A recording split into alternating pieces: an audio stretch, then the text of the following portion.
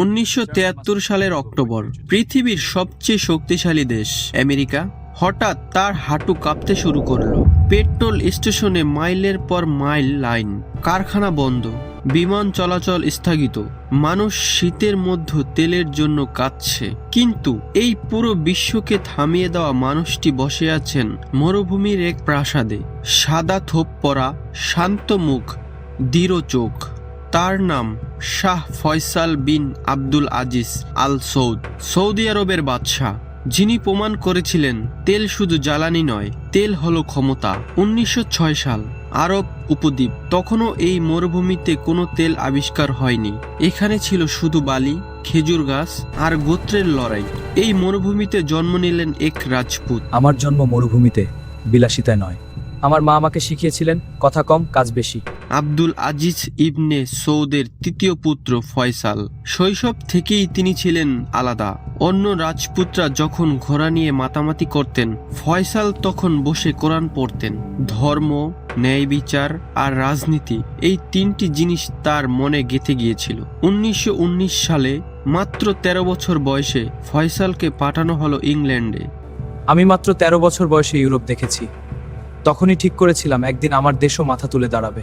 কূটনৈতিক মিশনে 13 বছরের এক যুবক লন্ডনের রাজ দরবারে দাঁড়িয়ে। সেই কিশোরের চোখে তখন একটাই প্রশ্ন, আরবরা এত দুর্বল কেন, পশ্চিমারা এত শক্তিশালী কেন?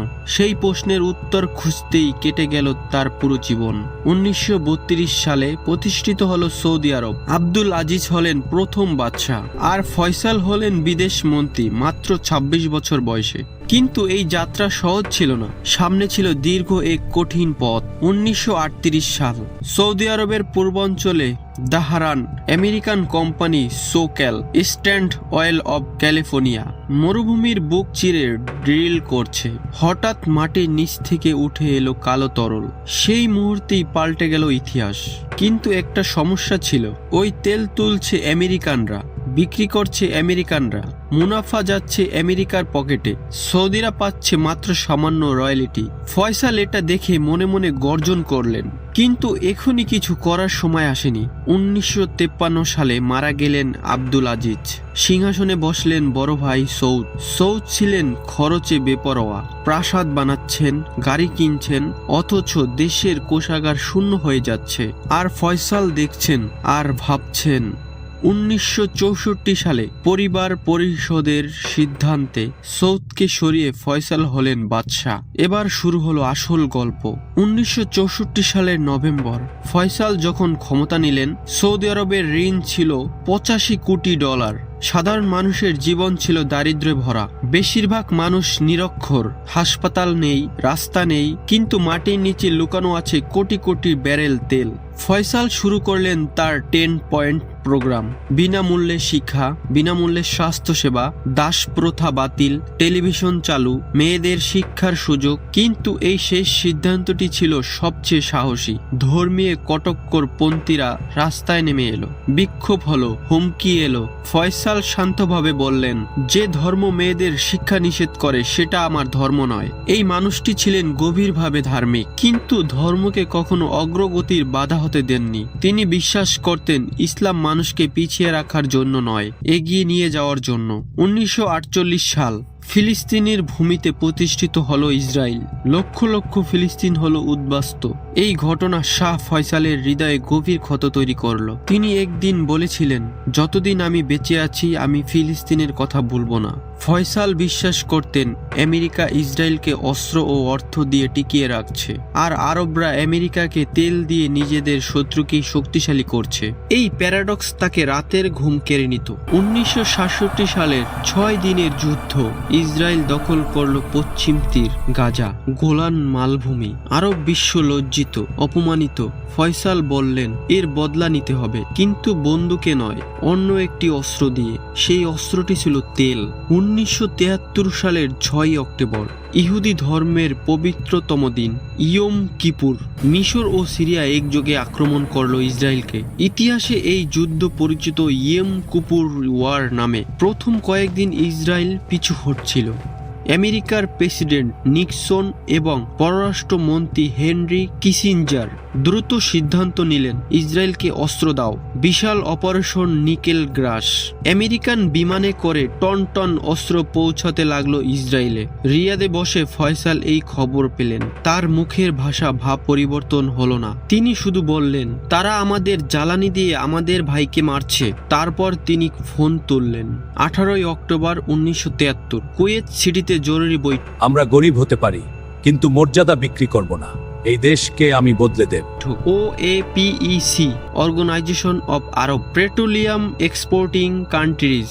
ফয়সালের নেতৃত্বে সিদ্ধান্ত হলো, প্রথমত তেলের দাম বাড়ানো হবে 70%, দ্বিতীয়ত প্রতি মাসে উৎপাদন কমানো হবে 5%, তৃতীয়ত আমেরিকা ও নেদারল্যান্ডসে তেল রপ্তানি সম্পূর্ণ বন্ধ। পৃথিবী থমকে গেল। আমেরিকায় পেট্রোল স্টেশনে রাত থেকে লাইন দিতে হচ্ছে। দাম এক ধাক্কায় বাড়ল 300%। ইউরোপের বিদ্যুৎ সংকট। জার্মানিতে রোববারে গাড়ি চালানো নিষিদ্ধ। ব্রিটেনে গ্যাস রেশনিং। জাপান, যে দেশটি পুরোপুরি আমদানি তেলের উপর নির্ভরশীল, প্রায় অর্থনৈতিক বিপর্যয়ের মুখে। ওয়াশিংটনে প্যানিক। কিসিঞ্জার রিয়াদে ফোন করলেন, নিক্সন ব্যক্তিগত বার্তা পাঠালেন, কিন্তু ফয়সাল অনড়। তিনি বললেন, ইসরায়েল দখলকৃত জমি ছেড়ে দিলে কথা হবে, তার আগে নয়। একজন মানুষ মরুভূমির বাদশা পশ্চিমা বিশ্বের সবচেয়ে শক্তিশালী দেশকে হাঁটু গেড়ে বসিয়ে দিয়েছেন। ইতিহাসে এই ঘটনা পরিচিত, অয়েল ক্রাইসিস অব 1973 বা ওপেন এমবার্গো নামে। পশ্চিমা মিডিয়ায় ফয়সাল হয়ে উঠলেন ভিলেন। কাগজে কার্টুন বের হলো, টাইম ম্যাগাজিনের প্রচ্ছদে তার ছবি, কিন্তু আরব বিশ্বে তিনি ছিলেন হিরো। রাস্তায় রাস্তায় মানুষ বলছে, ফয়সাল করে দেখিয়েছেন যা কোনো আরব নেতা করতে পারেনি। আমেরিকার CIA এবং পশ্চিমা গোয়েন্দা সংস্থাগুলো বিকল্প খুঁজতে শুরু করলো। তেলের বিকল্প, সৌদির বিকল্প, কিন্তু সেটা সহজ ছিল না। পৃথিবীর মোট তেল মজুতের 1/4 সৌদি আরবে। ফয়সাল জানতেন এটা সেই জ্ঞানই ছিল তার আসল শক্তি। ফয়সাল কখনো নিজেকে শুধু সৌদি আরবের বাদশা মনে করতেন না, তিনি নিজেকে মনে করতেন ইসলামের খাদেম, আরব জাতির প্রতিনিধি, ফিলিস্তিনের কণ্ঠস্বর।